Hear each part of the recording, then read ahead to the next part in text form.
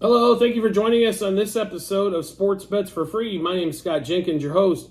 This is a local sports bettor here in Phoenix, Arizona, and hopefully today with our bets and your bets is going to be another profitable day for you. Sunday, May 26th, NBA playoffs. Round 2, Game 3. So T-Wolves and Mavs, Western Conference Finals in this one. What an amazing couple of games in Minnesota that ended up going both for the Mavericks' way in that one. So congratulations to the Mavs going up 2-0 in this. They have been fantastic so far. So Luka obviously hit that big three-pointer to win the game by one. Naz Reid couldn't, unfortunately had 7 three-pointers going into that last second shot and couldn't come home with it. So T-Wolves down 0-2, headed on the road. In big trouble if they can't figure out how to play better. Now, let's say this about the series. I don't know if the T-Wolves could have played any worse the first 2 games.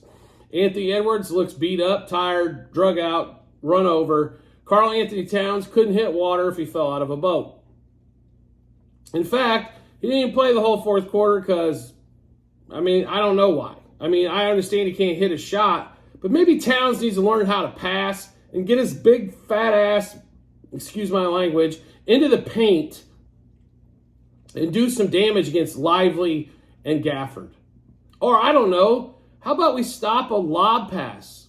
How many lob dunks are we going to see in this series? They're averaging 10 a game, the Mavs are. You're giving up an easy 20 points to Gafford and Lively on the end of that lob pass. I understand you don't like double teaming. But obviously you don't have the solutions for Luka or for Kyrie. So unfortunately, you're going to have to figure out how to either blitz them with a double team to get the ball out of their hands and make PJ Washington, Gafford, Lively, and the rest of the guys beat you either one-on-one or hit an open shot or something to that effect. But I'd much rather rely on that than currently what's been going on. The plan they have put together defensively has not worked.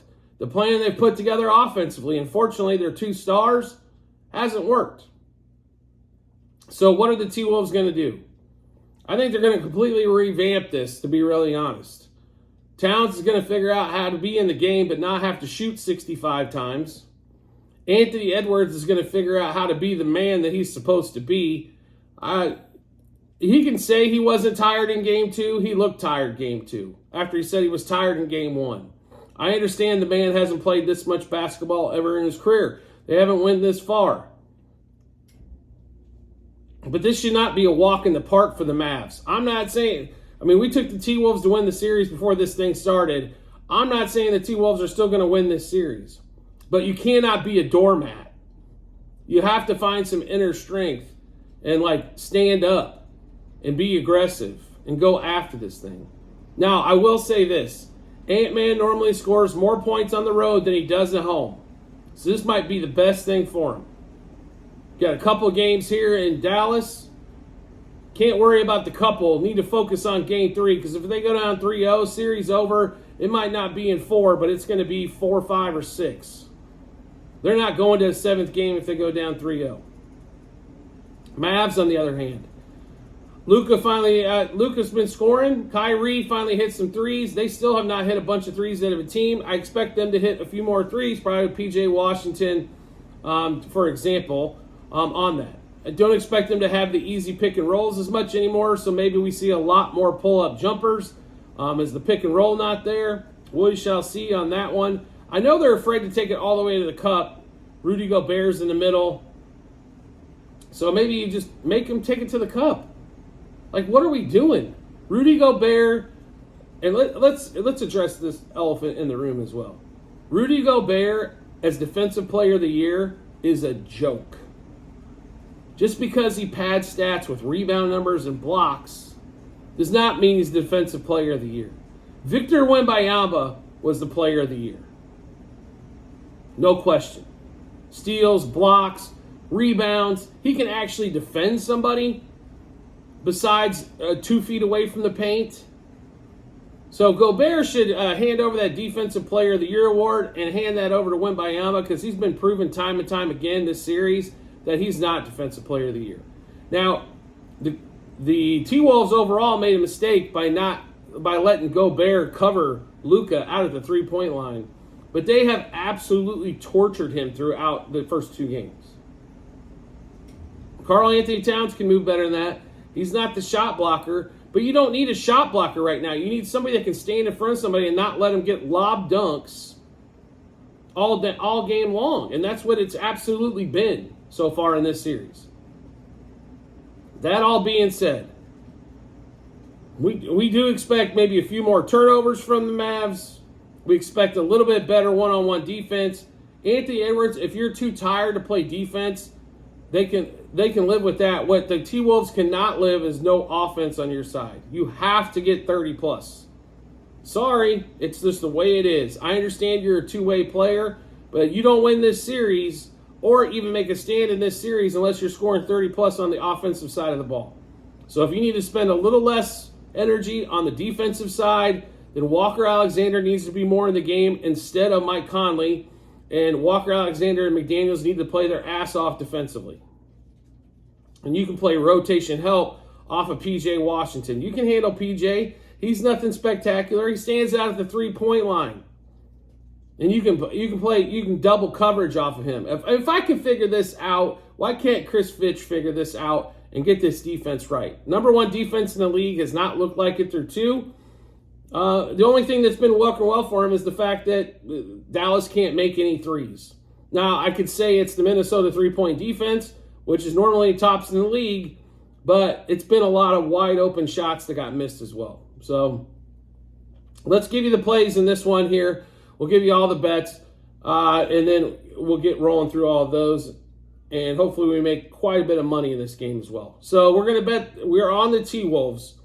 Can't pass up the points here. Still think they're the better team. The matchup doesn't suit them as well. Charles Barkley is right. The matchup is better for the Mavs, and in fact, the Nuggets would have beat the Mavs, but couldn't get past the T-Wolves. But let's take a look at what we got in this game. T-Wolves plus a half first quarter, plus 2 for the first half, plus 3 for the game. We're also playing T-Wolves money line for the game and T-Wolves alt line minus 4.5, which was about plus 200. Ant-Man over 26.5 points, 30 plus points, 3 plus threes, 4 plus threes, 5 plus threes, over 37.5 par. Also, Mike Conley over 12.5 points. Karl-Anthony Towns under 1.5 threes because he could not hit water if he fell out of a boat now. You can play under 2.5 threes, which was minus huge money, or you can play plus money under 1.5 threes. That was at DraftKings. Naz Reid, who went crazy from three-pointer. We don't need him to go crazy. We just need him to hit 2 plus threes. Kyrie under 31.5 par. Don't think he scores quite as much as he did in Game 2. He had a better scoring game in Game 1, but under 31.5, we need him to be like right around 20 points, and he'll come under 31.5 par. Gafford over 5.5 rebounds. Karl-Anthony Towns, once again, over 7.5 rebounds. His big butt needs to be in the middle and quit messing around outside the three-point line. He needs to be in the middle playing defense and getting those rebounds. And Luka over 4.5 turnovers. We might have a couple extra plays here as well, so make sure you do check out our Google Sheets and at multiple spots at the end of every episode on YouTube. Also on TikTok channel pages as well as YouTube channel pages, docs.google.com/spreadsheet. Click that link, go to basketball 23-24, scroll down to May 26th, you'll be able to get all the bets that we're running through again. Let's give you those bets one more time. T-Wolves plus a half first quarter, plus 2 first half, plus 3 for the game. Also, T-Wolves money line and T-Wolves alt line minus 4.5. Ant-Man over 26.5 points, 30 plus points. 3 plus threes, 4 plus threes, 5 plus threes. Over 37.5 par as well for Ant-Man. Conley over 12.5 points. Karl-Anthony Towns under 1.5 threes. And over 7.5 rebounds. Naz Reid 2 plus threes. Kyrie under 31.5 par. Points, assists, rebounds combined. Gafford over 5.5 rebounds. Luka over 4.5 turnovers. So like I mentioned before, if you want to see all of these bets, because we do have quite a few just for one game, real easy to do. At the end of every episode on YouTube, in the comments section, you'll see a link, docs.google.com/spreadsheet, bunch of other stuff behind it. That same link you will find on our YouTube and TikTok channel pages. Make sure you check that out as well. If you want to make life easy to find us, really simple to do as well. All you have to do is hit subscribe or follow, depending on what social media platform you're watching us on. Will show up in your subscriptions or followers tab. And if you want to make life even easier than that, no problem at all. All you have to do is turn on notifications for whatever social media platform you're watching us on. You'll get a notification sent to your phone or device to let you know Sports Bets for Free has dropped a new episode of bets. Give you plenty of time to match those up with your bets and give you that ton of confidence you need heading to the betting app or betting window. We do appreciate everybody's support as always and look forward to seeing you on the next episode.